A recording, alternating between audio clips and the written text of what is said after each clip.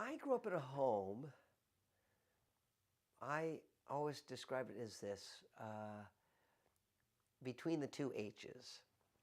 The H on the right, H as in English because it's a het in Yiddish, meaning Hasidism, and the H as in the hay, Hashomer Hatsair. So I grew up in a home where a strong love of Jewish tradition, both folklore and culture as well as religious traditions. I grew up in a kosher home.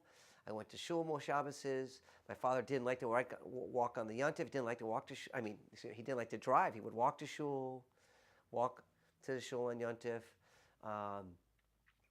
I went to public school, but I stayed out all of the Yom Tovim, including Shvius or Shavuos, which most Americans forget that it's even a holiday. Yeah, I mean, Yiddish Jews forget that it's a holiday. So stayed with Jewish tradition, music, songs, but the Hashomer Hatsair part was the political side.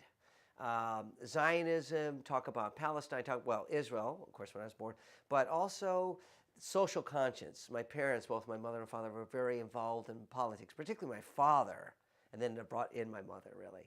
My father was a socialist, is a socialist.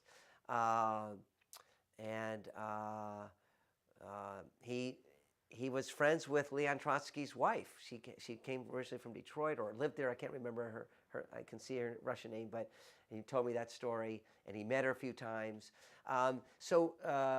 Progressive politics, not necessarily Jewish. They were Jewish because I feel that Jews, if you are a true Jew and a Jew of the Torah, you have to care about other people's struggles, not just your own tribal struggles.